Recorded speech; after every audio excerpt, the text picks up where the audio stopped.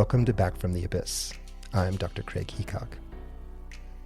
I get so many lovely emails from Back from the Abyss listeners, but I'd never gotten a voicemail on my work number about the podcast until last fall. As I started listening to the almost 4-minute message, I quickly realized that this was not my typical listener feedback. The caller, a guy named Daniel, had a lot to say about a recent episode, and it was not all positive. At first, I was in kind of a state of shock, but this quickly morphed into more of a fascination as I listened to Daniel's quirky and funny analysis of why the episode had rubbed him the wrong way. So, I decided I had to call Daniel right back and understand more about his critique. And he was pretty shocked to hear from me, but after an hour or so, wide-ranging conversation, filled with lots of talk about DBT, 12-step bipolar disorder, spiritual bypassing, I realized that Daniel was just the person that I'd been looking for to tell a DBT story. And I was especially interested to hear that Daniel co-facilitates a peer DBT group with no therapist leader. This is a model that I could see being really useful in places with limited access to mental health services. This episode is part 2 in my look at DBT. If you haven't listened to the last episode, I think that's worth doing first so that you better understand the nuts and bolts of DBT. I get into adulthood, and now comes this really persecutory inner committee, you know? And like in AA, they call it the itty-bitty shitty committee. And it's like, it's turned up to 11, and it's like, what is this? You don't look right. People are looking at you. You don't, what's wrong with you? You're this, you're that. And it was so intense. I also was a gay young man in the late 90s. So there was an incredible amount of anxiety around AIDS and HIV and sexual behavior. And I knew, luckily I had been taught about what to do to protect myself, but it's like, my sister even recalls, because hypochondria is to this day a challenge for me. And she's like, I remember you would go just so upside down with anxiety over these tests. And you thought you had a fever, and and it was always this drama around HIV. And that's when one day I remember, it's so funny. I was walking home from work and I saw a liquor store, and I was like, wait a second, I can buy a case of beer. I can buy a 6-pack. I'm an adult. I can do this. I can drink on a weekday. And I just started using it to deal with this issue. The problem, and then I also started smoking pot with my friends, and that caused a lot of problems because, maybe the brain chemistry here, but I was one of those people where pot made me more hyperactive than even Coke. I would go berserk. So something in my underlying temperament, my hypomanic temperament, was unleashed. I would be doing characters and trying to do skits with my friends, and really they were just we want to smoke pot to calm down, and you're acting out of control. That's so true. I've talked about that on the podcast, that THC can both unleash initial bouts of hypomania, mania, and it can trigger new ones. So it sounds like that was starting to happen then. Yes, and it's why I'm glad people won't be going to prison for dealing or doing that drug, but I just think that people need to not view it as this holy grail. It's a multi-sided object, and it's, for some people, I believe that it did unveil a bipolar 2 disorder in me. Or accelerate it. And then by the time I added cocaine, it was well, now we're on, and it's here we go. And it may have been that I just, hit it, or it was, maybe being the good boy in schools and with teachers and my parents, maybe it kind of hit it. I mean, I certainly had issues, in my childhood, and I was a gay kid in the 90s, and that was scary, growing up Catholic and all this kind of stuff. It may have been a delayed onset. I don't know. But I definitely remember thinking, oh no, what is this? And it won't shut up, and you can't get it to stop.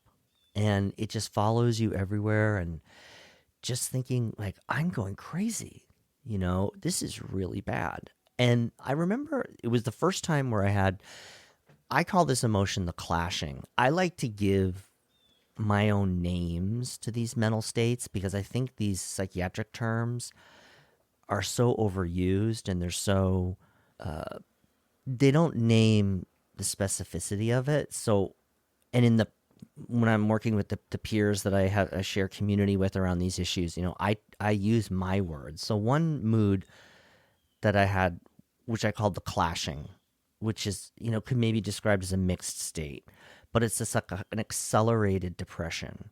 So there's a kind of, again, yes, self-defeating, or another way I put it is slow body, like body is moving through molasses with an totally hyperactive persecutory mindset.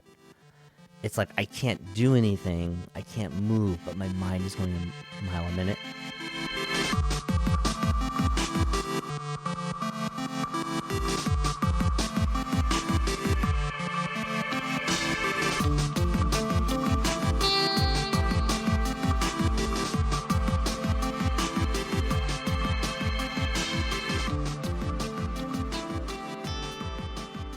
What's interesting, I was talking about this with my sponsor last night, because we have very similar stories later in recovery.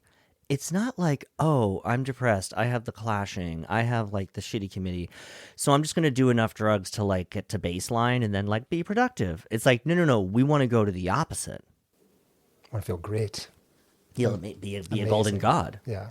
So there's the addiction as a kind of autonomous part that it like plays into these mental health issues, the dual diagnosis, triple diagnosis. But the addictive part, that like all or nothing, ride or die, like you're giving me the keys. It's a Ferrari with a rocket pack on the back. It's not just like, let's go to work. It's like, fuck work. Like, let's not go to work. Yeah. Yeah. I think that's such a good point, that substances, in the right or the wrong person, however you want to define it, they can not only be kerosene on the fire of bipolar disorder, schizoaffective, making the psychiatric illness so much worse and deadly and progress faster, but it becomes its own beast. Like the addiction becomes its own dragon. And that's what this whole idea of dual diagnosis, I think, that people often don't understand. It's not just, I have two diagnoses, I have A and B. It's that, A, the primary mental health diagnosis, is being completely lit on fire by B, which is then becoming its own whole journey of destruction. 100%. And I go to a lot of dual diagnosis meetings, and some people don't know that they exist, but they do. And on Zoom during the pandemic, they really grew. And what you basically had was like a lot of folks who were like the bipolar person in their small AA meeting, where people maybe roll their eyes, oh, they're going to talk about depression again, or their meds, or their psychiatrist, or they're told, do not talk about this stuff. We don't talk about outside issues here. All of those folks we've been able to get together on Zoom and share. And we really we're trying to puzzle out like how these things interplay. Like in a way, thinking of them as separate it's just a trick of history, because the way mental health care and substance use treatment were split, sort of in a way because of AA. But like you said, it really helps me think of the addict part as it is an autonomous internal part, just like my inner child and my healthy parent. And I love that stuff. And like this dude, you know what I mean? Like, I love him because he certainly has shown me some things, and he needs love. He needs love. He is like in many ways a criminal, like, and he is like a bad boy, quote unquote.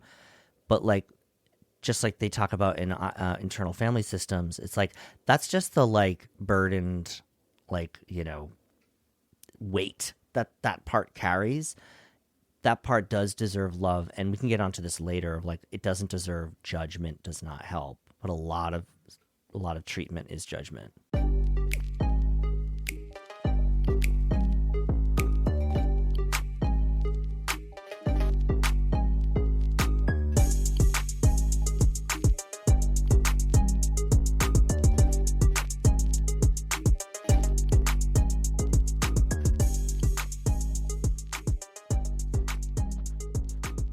first psychiatrist I saw was in graduate school. So that was like 2004. That's a long time after, into adulthood before someone's like, okay, let's figure out what's going on. Mm-hmm. Really the first time like sobriety ever came into it, it was in grad school. And I did make these attempts to like go to meetings and like I was, okay, yeah, like I get this. This isn't right. I shouldn't be doing this. I shouldn't be going out late at night and doing, drugs at the gay bar after like doing a great job with the Hamlet soliloquy, and my classmates are like so enthusiastic about the work I'm doing. And, and it's like, wow, I really have talents that are going to be really destroyed by this, but it was not like, I wouldn't say that like sobriety took hold. I even had periods where I didn't use during that time, but it wasn't like that change, that deep change where it's like, okay, I'm done. I still think the personality dynamics and the the affective system was still so cranked up. I mean, I probably should have gone into like a really good dual diagnosis rehab, but it was like, what? There was no way I was going into rehab. Mm-hmm. No way. No. And two, the other things to be, a young gay man in that whole, I mean, we don't want to be stereotyped here, but there is something about, especially urban young men and substances and sex, and like it is exciting and available. And I'm imagining if there were parts of you thinking, I got to pull back or stop or change my life, who would you be then? Well, I definitely, I'm very into DBT now, and there's a great DBT worksheet on myths about emotions. And this sometimes like Marsha Linehan's whole personality comes through on these worksheets, and one of the myths is like drama is cool. And or like people who like, I need intensity to be an artist. I mean, that's the other thing. Not only did I have like, I'm a gay guy, like this is fun, I'm having fun. It's fun to do drugs. It's fun to have sex with these hot guys. And then there's also the thing of like, I'm an artist, and like, look at that lineage going back to the Beat generation. I mean, I valorized the Beat generation when I was in college. I read Jack Kerouac and Allen Ginsberg, and you have William S. Burroughs, you have all, and then for me in high school, it was grunge, and I considered the grunge music era to be a return of the Beat generation. It's like less connected to punk than it is to the Beats, and that drug use was 100% valorized. Alice in Chains, what's my drug of choice? Well, what have you got? And I was 100% running on that train, and that's just how behavior finds ways to justify itself, And yeah, I kind of thought people were squares, like I kind of had that whole like kind of dick mentality, you know what I mean? Oh my God, it's embarrassing to think about a little bit. People were so, so kind to me and loved me and I think really saw the best in me, and also were aware probably that this stuff was going on. And I had friends who were like, I don't know how to help you. This really scares me. They're like, I see what you go out and do when you do these drugs, and it's like, I'm scared for your safety. So there were people, really concerned. Mm-hmm.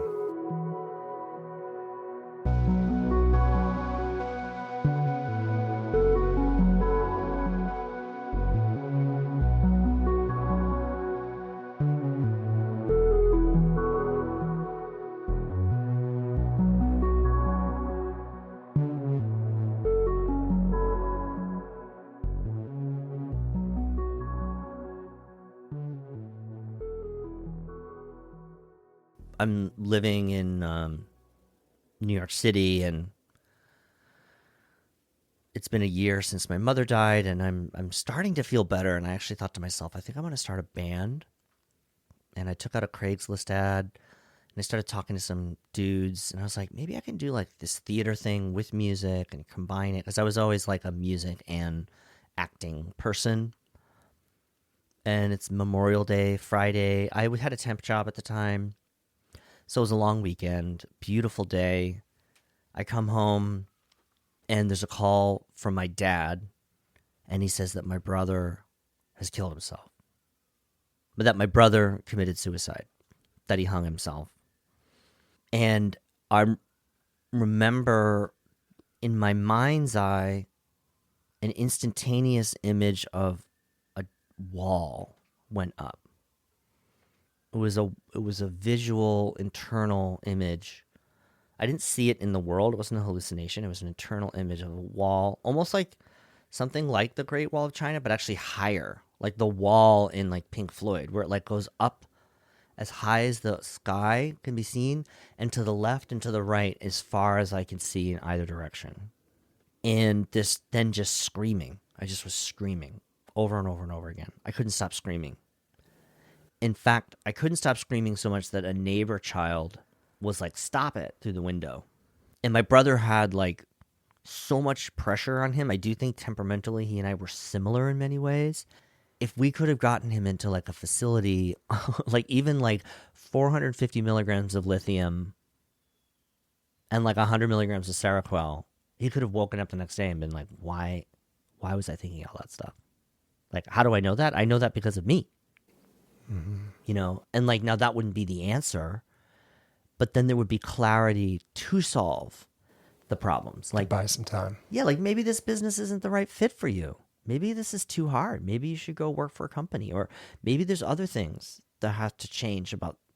Maybe this lifestyle is too much pressure. Whatever it was, maybe he needs help.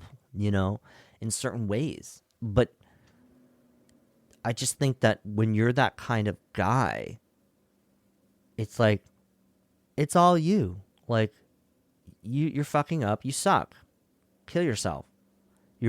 They're better off without you. You're a burden. All this kind of, you know, I know what these depressive thoughts are like. And we do know that, like, you know, suicide is this, is a thing that men do to themselves, you know, when they can't live up to this society or they don't have the skills. Mm-hmm. And his death basically reconfirms your deepest fears, that everyone you know or love can just poof. This was like, it was like, I was not exactly like a coalesced person yet. I still had a lot of healing to do. And then it was like taking fragments on a tabletop and shattering them into even more fragments with a hammer. It was like, oh, you're traumatized. Like, you're still getting over this whole addiction thing. You have a mood disorder you don't even know you have. Crash.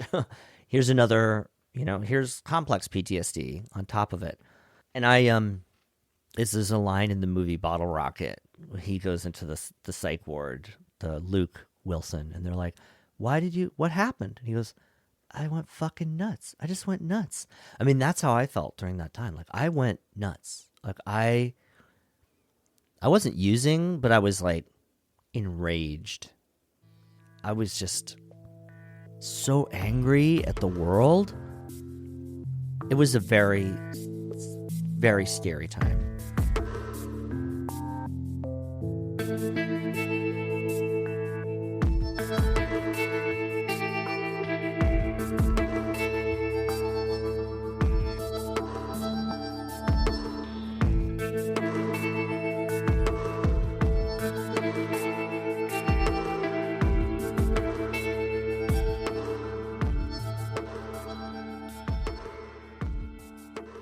I go to see a psychiatrist, a good psychiatrist, and he's like, you're a little bit of everything.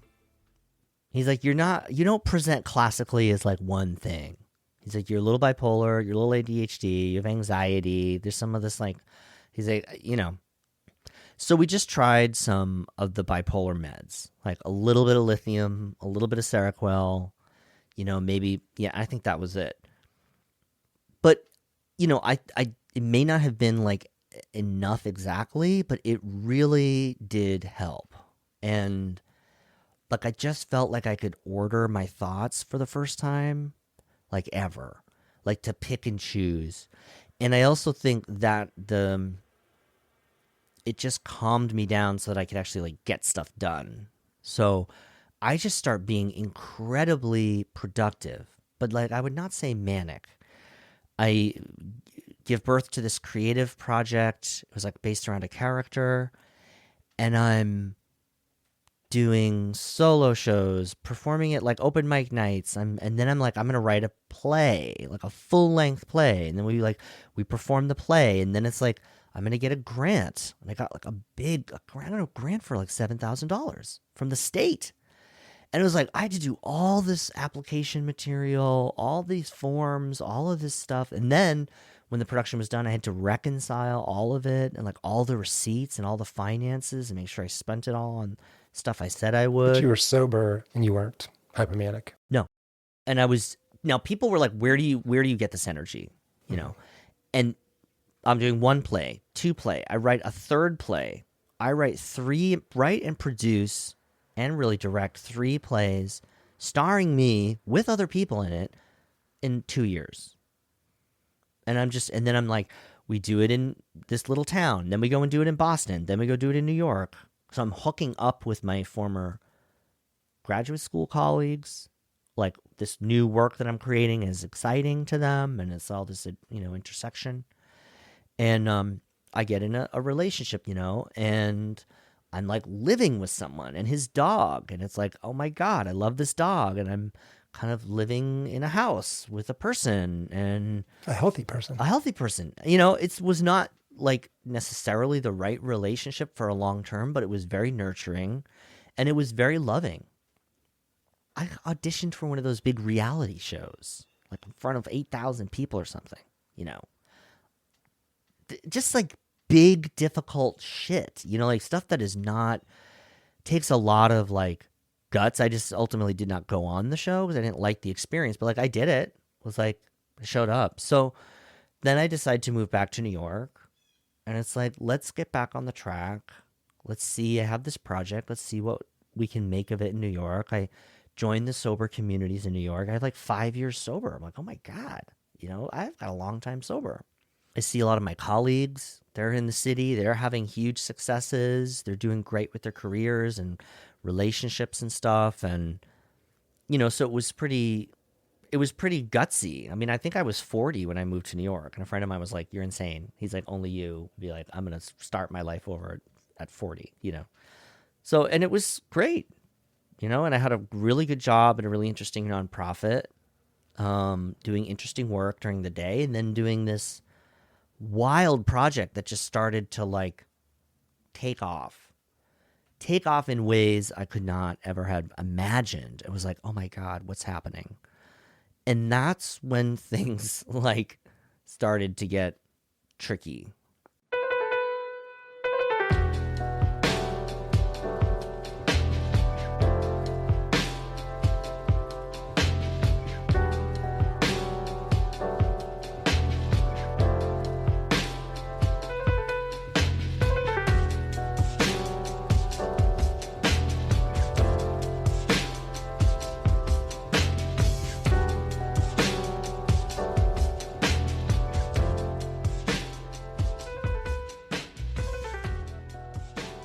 I made a key mistake of going off my medication, which is like the bipolar person like refrain. Like, let's do another turn on the wheel. But part of it was I had skills deficits even when I was stabilized. And this stress that I was dealing with, it was not the same as like, you're living in a Midwest city and doing these cute plays. It was like, holy shit, like I'm flying over to Europe to like be in like a commercial, like what the, and oh my God. And really very validating and like people would say wild things to me, like that would just send me careening upwards.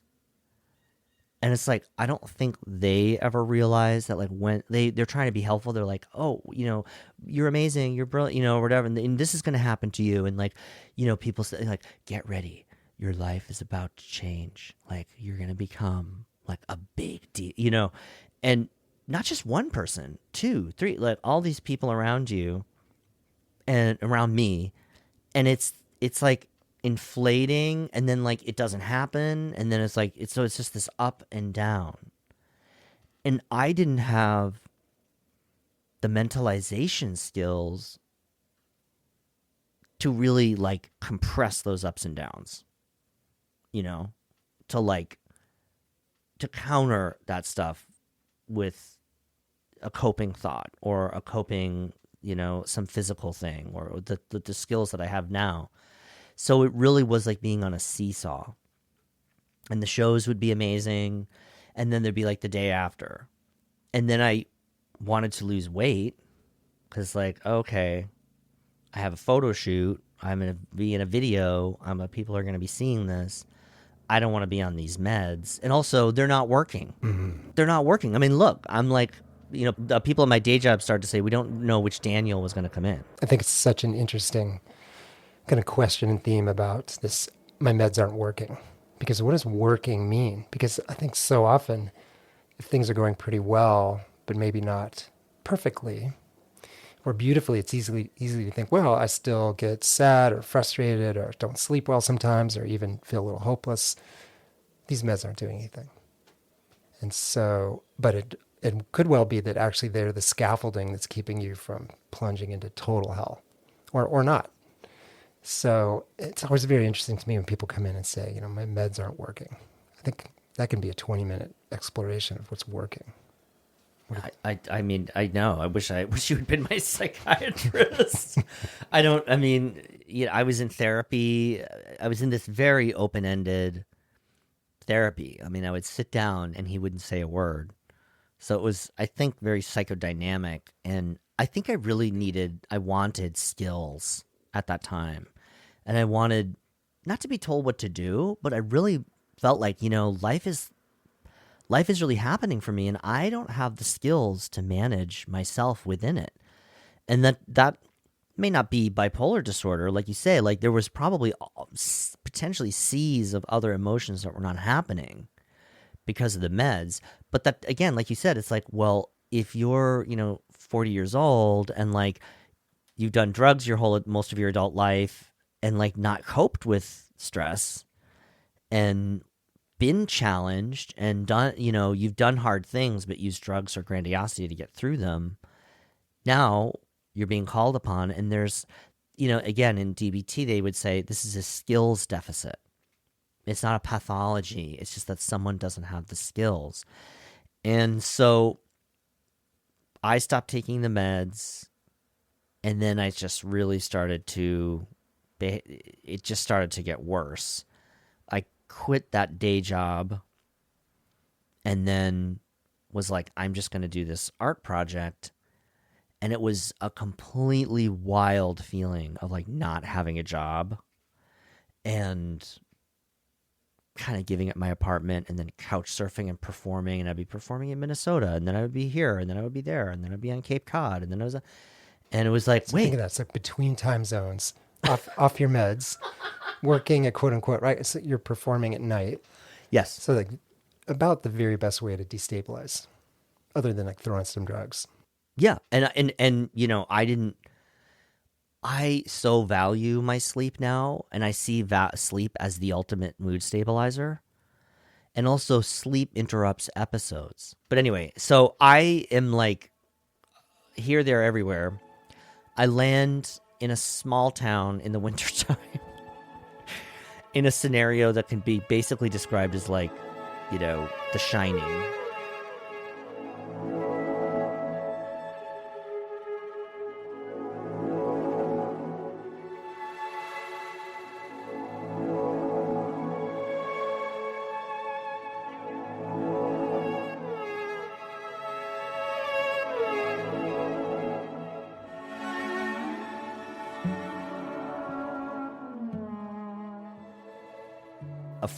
A very generous friend, let me live in his spare apartment.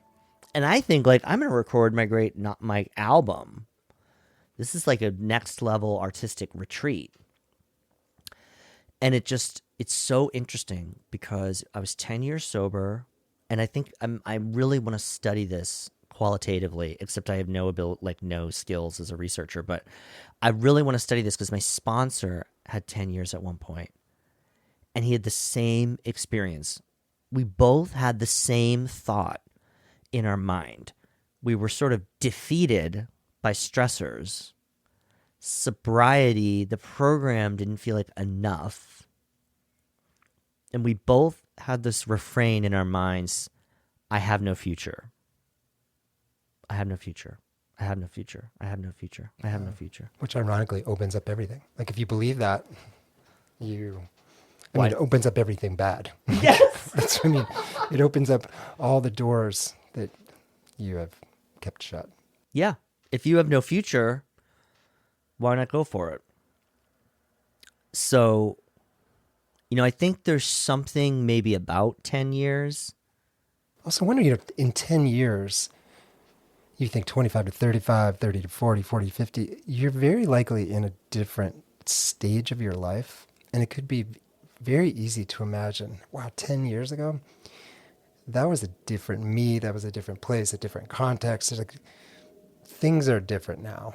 And it could be things are different in a bad way, like I thought I had hope, or my life could go somewhere, now I know it can't. Or it could be, no, I've got this. But I never thought of it that way. But I do I have seen that with my patients, that around a decade things can fall apart. And I wonder if it's because we really have kind of lost this continuity of self, and that we think, now I'm in this new stage.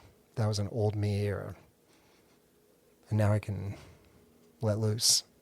I think there's you look back and there's this freshness about that person that went to meetings and did service and was so eager and driven and pounding the pavement in the wintertime without a car to get to meetings. That kind of innocence. And then I think experience comes in, and it's like, I'm not that kid, but like I don't really feel like a man yet. Like, what am I? And I certainly a big part of depression can be like, I haven't reached a developmental stage that I think I should be at.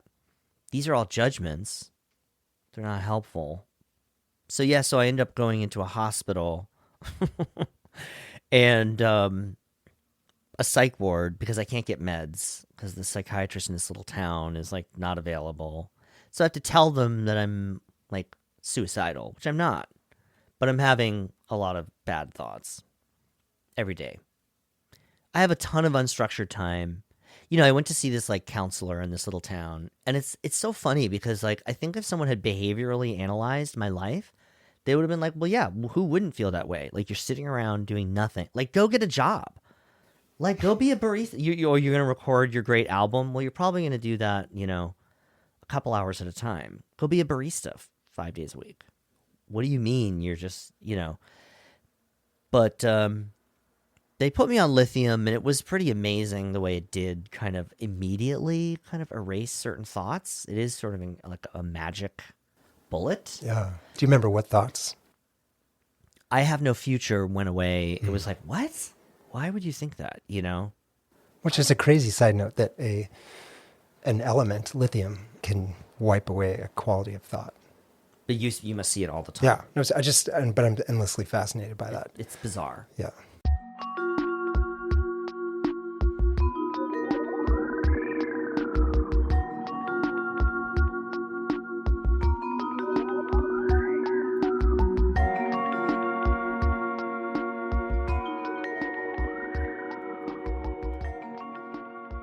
They did refer me to a partial hospital, and they said it's a DBT partial hospital. And I was like, I've always wanted to do this stuff. I've always heard about this. But it was a couple weeks before I went into the program. It took like 3 weeks. So I just spent all my time reading about DBT and watching videos of Marsha Linehan. And I was like, wait, this is really interesting. I was like, I'm really interested in this and all these ideas of like borderline personality and all these like different debates and like the whole like psychoanalysis problem. And I didn't know the full depth of the history, which is like she had been unhelped by those forms of therapy when she herself had some of these issues. But I just got really interested in it. And so when I went to the program, it's a good thing because it was not like, it was, this was like a the people, some of them at this program, they were great. Some of the clinicians, they were really passionate, and others it felt kind of phoning in. And I think that like there is a way in which DBT is very like boring because it is like these boring skills. But I do think there's an incredible amount of passion in there, and it can really help. And I think that passion is Marsha Linehan's passion to help people get out of hell, which was a mission she took on herself to save others from a fate that she had escaped.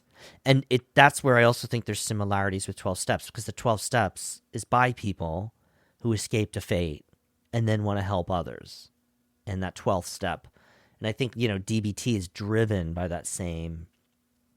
So anyway, I go into this program and it's like, it's great because I'm back in school. So it's like, I've got my notebook, I've got my pen, I'm like the good boy. And people like me, you know, and I'm making friends and I'm meeting all these people. And there were the Gen Xers like me who had like work problems, nervous breakdowns, phobias, like whatever.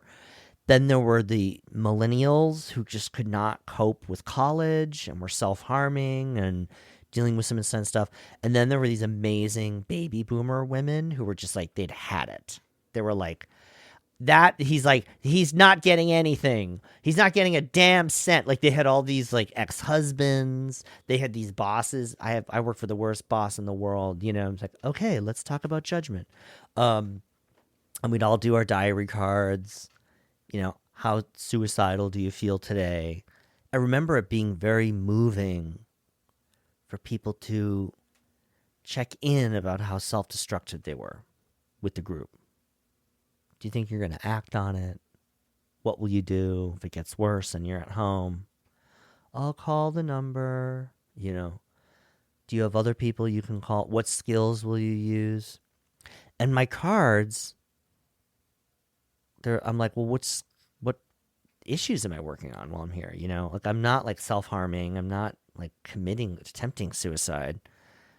And one of them, she's like, oh, I was like, well, I have this thing where I think this. And she's like, that's rigidity. And I was like, what? I was like, I'm this like cool performance artist weirdo.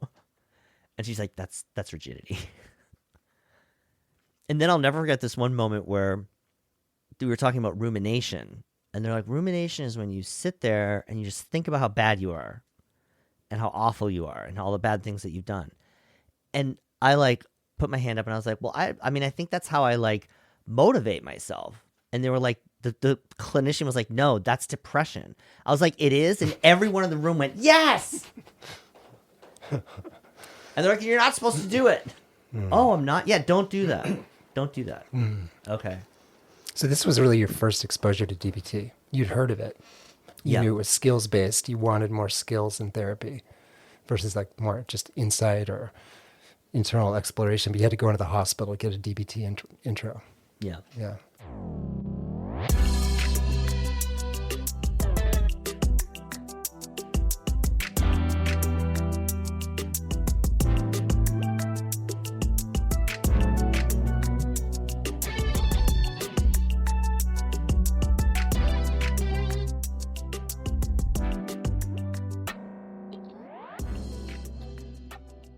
What do you think in general most spoke to you? I mean, you talk about skills and things to work on, and it sounds like another thing is that you could relate to that there's sort of a program, you know, there's a way forward like with 12 step. But yeah, I'm just curious in general, what was it about DBT that kind of turned the light on? One of my favorites is accepts.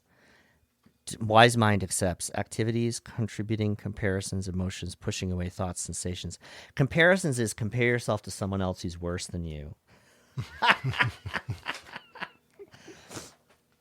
Or the same as you.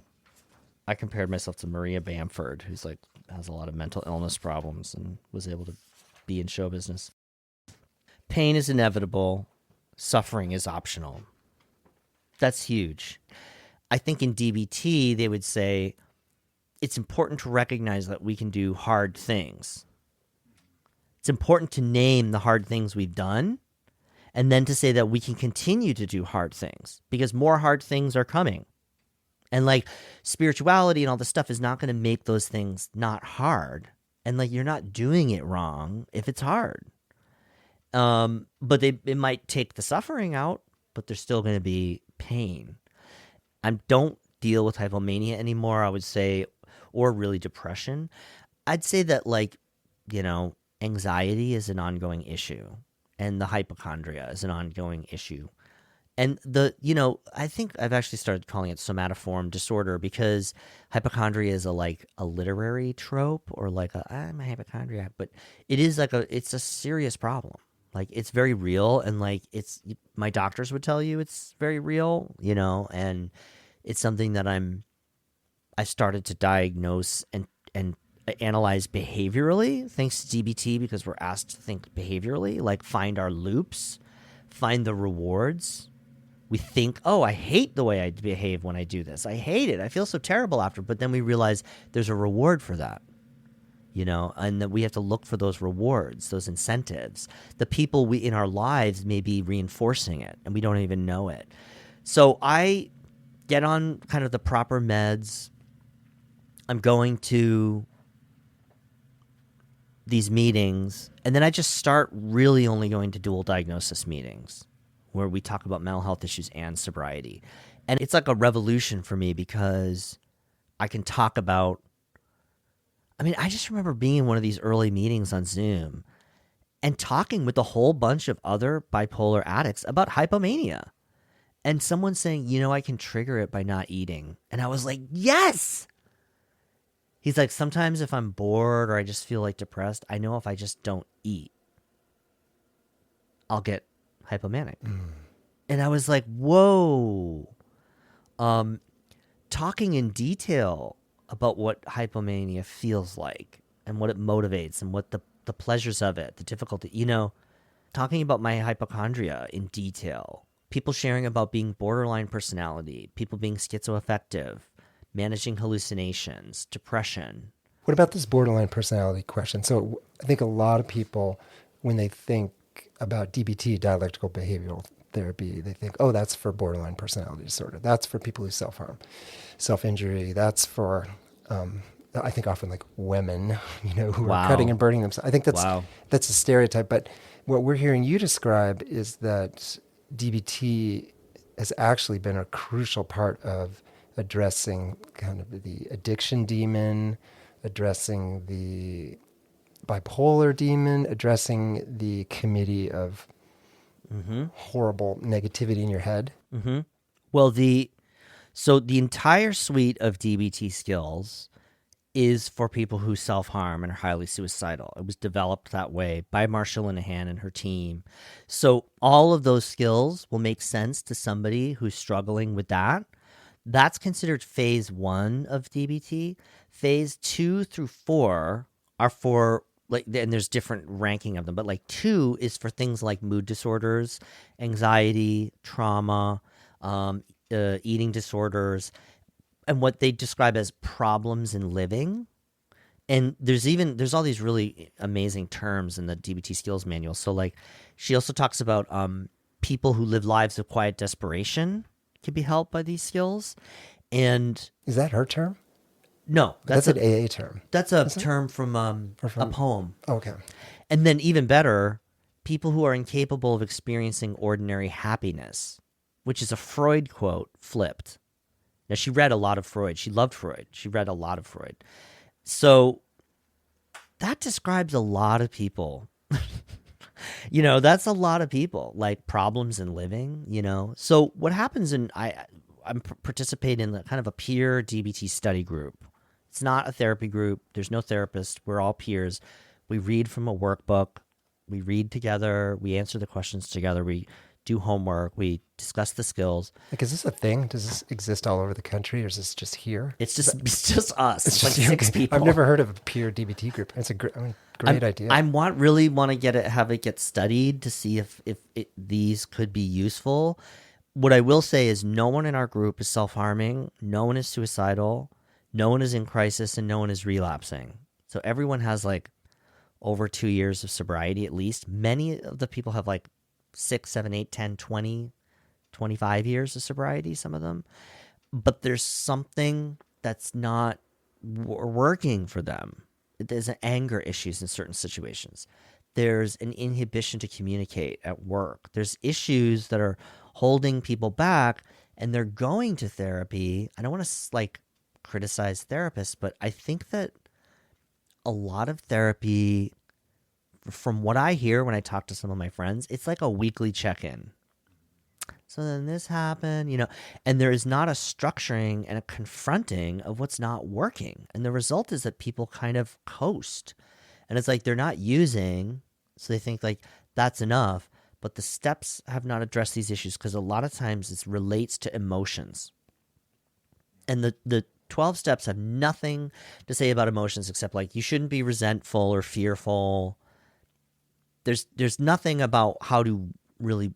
There's some stuff about meditation, but it doesn't get into the nitty-gritty of the mindfulness.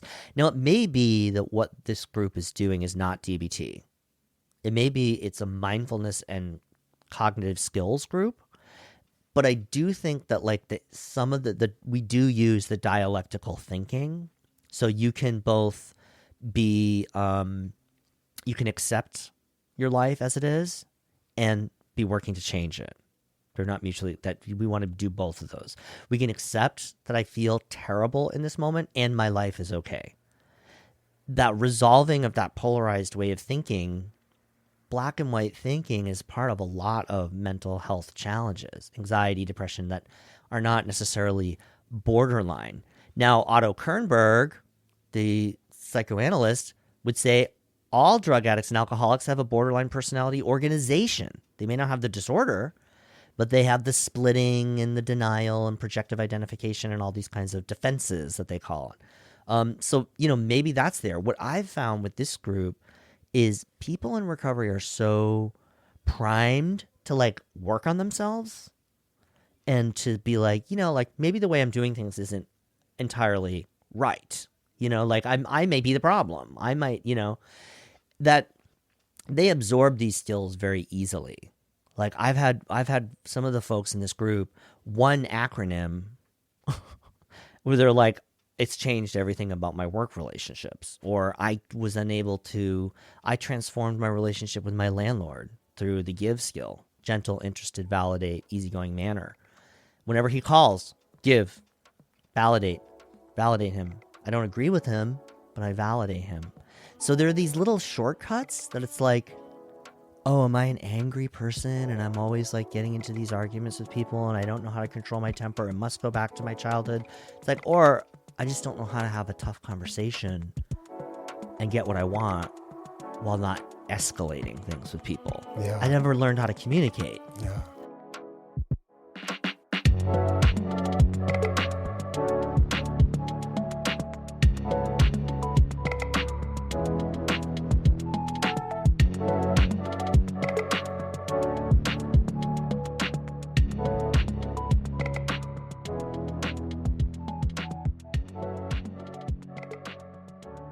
It seems like both DBT and 12-step put the locus of control and responsibility on the person, on the client, on the patient, whereas I agree with you. I think what happens all across the country in so many therapy rooms is not just news telling, but a finger pointing thing. Here's all the reasons that I'm unhappy, I'm depressed, I'm distressed, I'm demoralized, and people can do the same song and dance, and therapists, yeah, it's hard, da, da, da. Yeah. But I think DBT and 12-step both say, hey, the issue's you. Well, there's a major difference, I believe. And I want to create a common factors document, but eventually. But the major difference is DBT has that validate. So I hear that's really hard for you. You're really struggling in this marriage right now. I can see how it has that validate, but then it has the change is the other side of the dialectic, which is, let's talk about some skills so that next time you can react in a way where you preserve your self-respect. You're really struggling with this family member. They're really difficult. Every time you talk to them, you feel terrible. Let's talk about some communication skills you might use so that when you get done with those conversations, you can preserve your self-respect. That change idea. The 12 steps is very change oriented, but not very validating. The idea that you're powerless over your addiction is validating, like it's not your fault, but it doesn't validate as well. And so you end up with people who think like, I have character defects. I'm not doing the program right. I need to pray more. I need to turn it over to my higher power. I must be holding on to these. I refuse to drop the rock. And DBT puts a lot more, there's a lot more validation of the person. Well, even like the idea of skills, like what would be the skills in 12-step? It would be honesty, I guess, or going to your sponsor, the skill of consistency of coming to groups. I mean, I think there's a few skills, Yes. but nothing like DBT.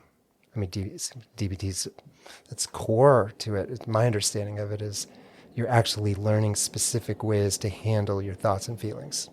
Yes, and that is something that you can do within yourself, and that I think that and maybe Otto Kernberg would like back me up on this, that the idea that like I'm full of character defects and my higher power is the answer, that sounds like splitting to me.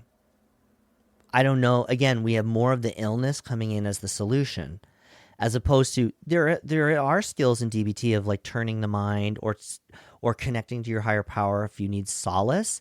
But before you do that, there's a lot of observing and describing you do of what is happening inside yourself. And a lot of people, they come from maybe bad childhoods or whatever. They don't even know what they feel. I mean, you must encounter this all the time. People, you ask them how they feel, and it's like they're looking into a fog. Yeah, bad. Yeah, bad, nothing, I don't know, And that observing and describing, and one, I think, other pivotal DBT principle that comes out of mindfulness and Buddhism is being non-judgmental. That's not in the 12 steps. You're supposed to watch out for resentments, which certainly, who wants to be resentful? But DBT has pages after pages after pages of what happens if you're envious. Where does envy come from? And in DBT, you're always going like, what is the function of this? Envy. Oh, that's bad. You just shouldn't be like that. That's bad. Well, you're envious when other people have things that you wish you had. So maybe you need to work harder to get those things that you want, but also while you do that, inhibit like destroying their stuff. There's times when we're reading the skills where we hit something where it's like, whoa, like, okay, like, wow. We hit the kind of the deep end of the issue. And always I'm trying to, when we talk within the group, to say, the folks that this was made for have issues. They're just like ours. They're just a little more intense, and they're struggling a lot harder. But I think that it's honestly, I think it's on a continuum. Yeah.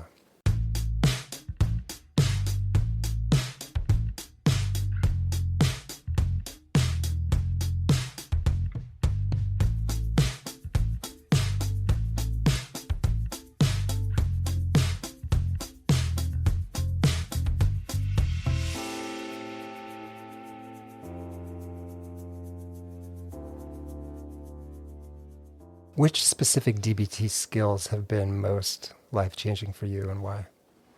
I had a therapist like a couple years ago who really helped me, and he wasn't DBT, but he was a Buddhist, and I just remember him yelling at me once over the phone because I was like, I feel terrible, and like, oh no, what happened? What did I do? And oh, I feel so bad. I'm such a bad person. He's like, you're not bad.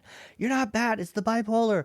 Daniel, when you get like this, you have to think about why you feel the way you feel. Use your mind. You're smart. Think about what's happening. And I know this sounds like crazy, but the idea that I would think about my emotions had never occurred to me. Not in that neurotic analytical sense, but in that like connecting. And I think the whole future of psychopathology research is that it's not about like, oh, not enough this chemical, too much of that. They're talking about the connections between parts of the brain. And I think in people who are really emotional, big emotions, quick emotions, for whatever reason, the thinking portion of the brain is not connected to the feeling portion of the brain. And the feeling portion is so fast because it's primal.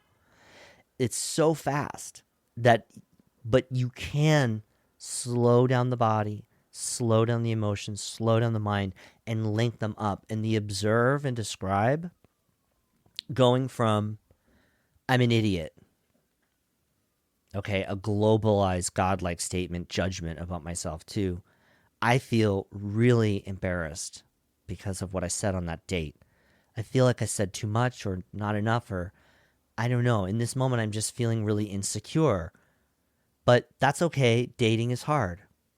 Okay, so I observe, not a judgment. I'm an idiot. I'm stupid. I'm crazy.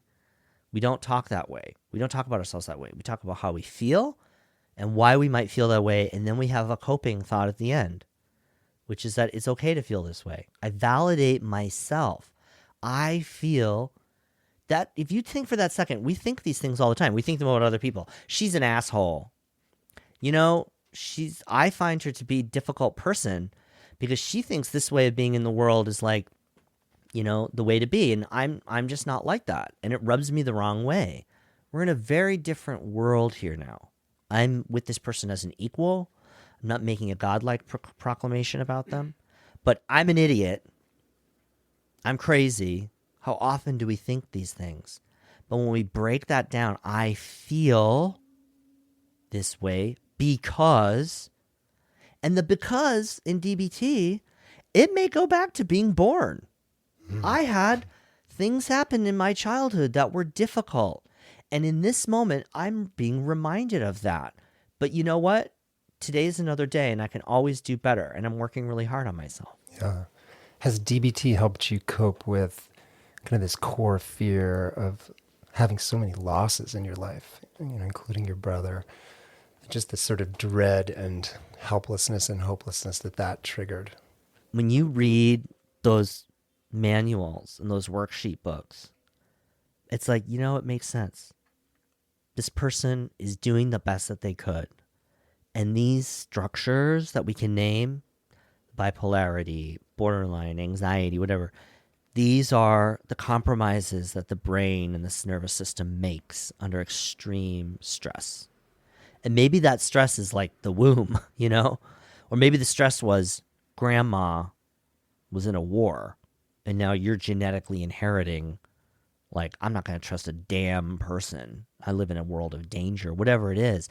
But the way that she describes it, the combination of the behaviorism, which looks at the functions of things, and then the Buddhism, both are non-judgmental. And when I read that, I feel so empowered.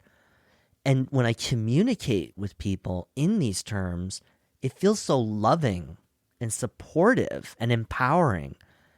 It's not like, oh, it's the answer lies far outside of yourself.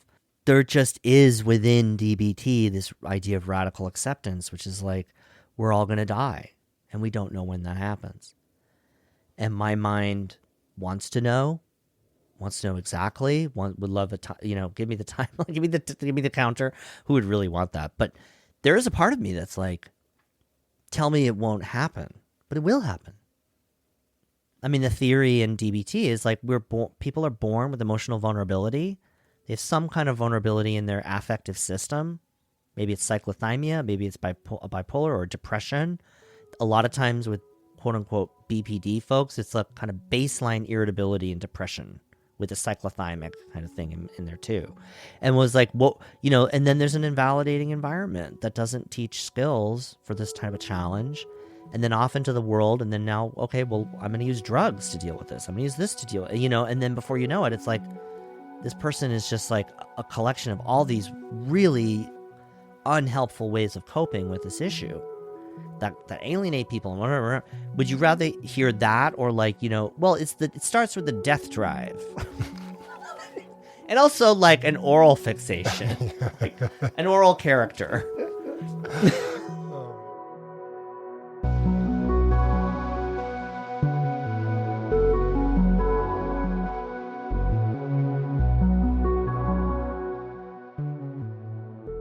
In season 1, I did an episode called Why It's So Hard to Find or Be a Good Therapist. And I described the main roles of the therapist as alternating between holding and poking, holding and poking. And what I think is really interesting about the skills-based therapies like DBT is that they add another role for the therapist, that of teacher and of coach. Sometimes we come to therapy and we need compassion. We need our suffering to be witnessed. And sometimes we come to therapy needing to be challenged, to be confronted with the reality that we are the issue, the main problem, and the solution. And sometimes what we most need are skills. Skills to keep from harming or killing ourselves. Skills to keep ourselves from not hurting others and destroying relationships. We'll be back in 2 weeks. And as always, we love to hear your comments, your thoughts, your suggestions, whether by email, through my website, craigheacockmd.com, or even on my work voicemail. And if you call me, go gentle. All right. See you soon.